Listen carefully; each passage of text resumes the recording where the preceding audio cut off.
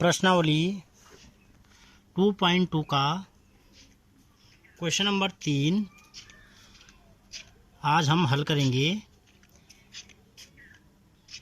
एक समद्विबाहु त्रिभुज का आधार 4/3 सेंटीमीटर तथा उसका परिमाप 4 से 2/15 सेंटीमीटर है, तो उसकी दो बराबर भुजाओं की माप ज्ञात कीजिए। प्रश्न 1 और 2 हम पूर्व में हल कर चुके हैं। तो यहाँ पर समद्विबाहु त्रिभुज के बारे में आप जानते हैं। समद्विबाहु त्रिभुज क्या होता है? ऐसा त्रिभुज जिसकी कोई दो भुजाएं आपस में क्या हो, बराबर हो, तो वह त्रिभुज समद्विबाहु त्रिभुज कहलाता है। तो यहाँ पर इसकी माना यह बराबर भुजाएं हैं ये दो। इसका जो आधार है, आधार हमको दिया है 4/3 सेंटीमीटर। हम मान लेते हैं कि समद्विबाहु त्रिभुज की जो बराबर भुजाएं हैं x, और ये अगर बराबर भुजा है तो ये भुजा भी क्या हो जाएगी, x। तो यहाँ पर दिया है समद्विबाहु त्रिभुज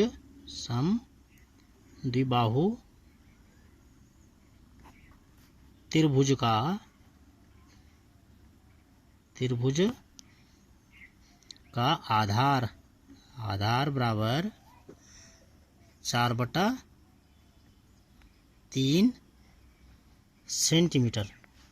इसके पश्चात हमको दिया है परिमाप भी हमारे पास दिया हुआ है।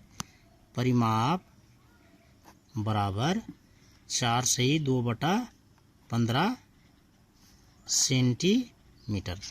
आप देख रहे होंगे यहाँ पर 4 से 2/15 हमारे पास विषम भिन्न है, तो मिश्रित भिन्न है। तो मिश्रित भिन्न को हम विषम भिन्न के रूप में परिवर्तित करेंगे। तो वह आपको कक्षा 7 में भी बताया गया है किस प्रकार से वह परिवर्तित होगा। तो यहाँ ये इसके साथ गुणा हो जाएगा, 15 × 60 और उसमें 2 जुड़ जाएगा, 15 × 60 धन 2 और बटे में पूरे के यहाँ पर 15 आ जाएगा। तो ये हो जाएगा 62/15 सेंटीमीटर। आप जानते हैं कि त्रिभुज कोई भी हो, त्रिभुज का जो परिमाप, 3 प्रकार के त्रिभुज होते हैं।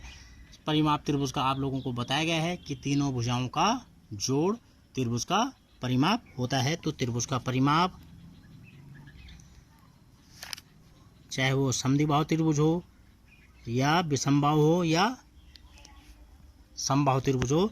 तो यहाँ पर समद्विबाहु दिया है तो समद्विबाहु इसमें लिख देंगे। समद्विबाहु त्रिभुज का परिमाप बराबर तीनों भुजाओं का जोड़ होता है। तीनों भुजाओं का जोड़। तो तीनों परिमाप हमारे पास दिया गया है 62 परिमाप की जगह में लिख देंगे 15, और तीनों भुजाओं का जोड़, एक भुजा ये है, एक भुजा ये है, एक भुजा ये है, इन सब का जोड़ x प्लस 4/3। तो 62/15 बराबर x प्लस x हो जाता है 2x प्लस 4/3। यहाँ पर अब हम पक्षांतर करेंगे। पक्षांतर में आपको पता है कि चर वाले पार्ट इसके एक तरफ करेंगे, चर वाला जो भाग होगा एक तरफ, अचर वाले भागों को एक तरफ ले जाएंगे। तो 2x यहाँ पर चर है और 4/3 अचर है। इसके साथ 62/15 भी हमारे पास अचर भाग है, तो इनको एक तरफ कर लेंगे। तो माइनस इसका चिन्ह प्लस है तो बराबर की तरह के माइनस हो जाएगा, इजिकल टू 2x। इनका एलसीएम आप चाहें तो डायरेक्ट लिख सकते हैं, नहीं तो अगर नहीं लिख पाएंगे तो ऐसे अभाज्य गुणनखंड विधि से हम इसका एलसीएम ज्ञात कर लेंगे। तो 15 में 3 का भाग जाता है, 3 × 5 = 15, 3 में भी इस 3 का भाग 3 में भी जाता है, 3 × 3, फिर 5 में 5 का भाग जाएगा, 5 × 5 और ये कैसे रहेगा, इनका गुणा कितना हो जाएगा 15। तो एलसीएम हमारे पास आ गया 15। अब इस 15 और 3 की जो अंश की हर की संख्या है, इनकी जगह में हमने एक संख्या लिख ली 15 अंश में 62 है। अब 15 को कैसे हटाएंगे, इस 15 का भाग 15 में एक बार जाता है, फिर माइनस अंश में 4 है, 4 ऐसे आ जाएगा। इस 3 की जगह में हमने 15 लिख लिया, तो 3 से 15 5 बार काट लेंगे, बराबर 2x। 62 एकम 62 माइनस 5 चौको 20 बटा 15 बराबर 2x। तो 62 में से 20 अगर हम कम करते हैं, 62 में से 20 को घटा लेंगे तो 42 बटा 15 बराबर 2x।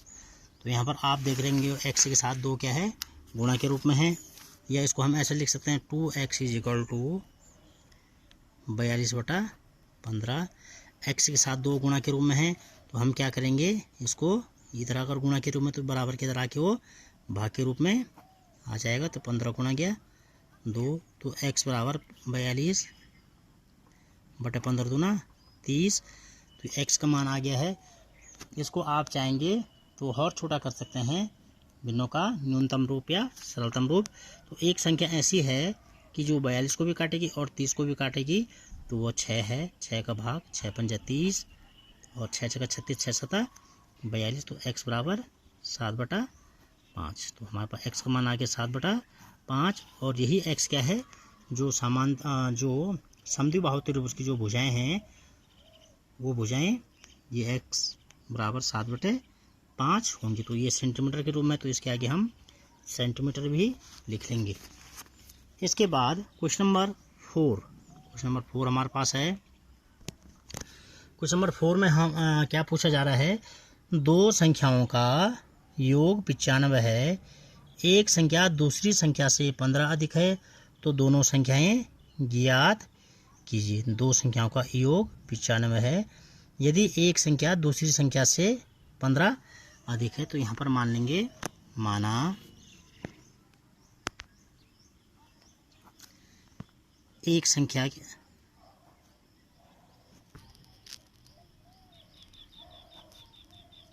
x है। फिर यहाँ पर पूछा जा रहा है कि एक संख्या दूसरी से 15 अधिक है, तो दूसरी संख्या क्या हो जाएगी, पहली संख्या से 15 अधिक। दूसरी संख्या तो अधिक के लिए जोड़ देंगे, पहली संख्या में पहली संख्या से 15 अधिक होगी तो प्लस 15, अगर कम होगी तो माइनस 15। तो यहाँ पर अधिक कहा जा रहा है, तो हम क्या कर लेंगे, यहाँ पर प्लस कर लेंगे। तो यहाँ पर हमारे पास पहली संख्या x हो जाएगी, दूसरी संख्या पहली संख्या से 15 अधिक, तो पहली संख्या x धन 15, तो दूसरी संख्या हमारे पास x धन 15। अब यहाँ पर दिया जा रहा है दो संख्याओं का योग दिया है,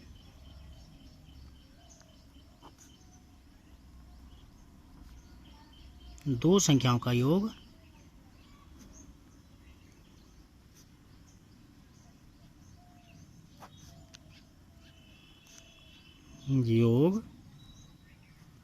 दो संख्याओं का योग बराबर 95।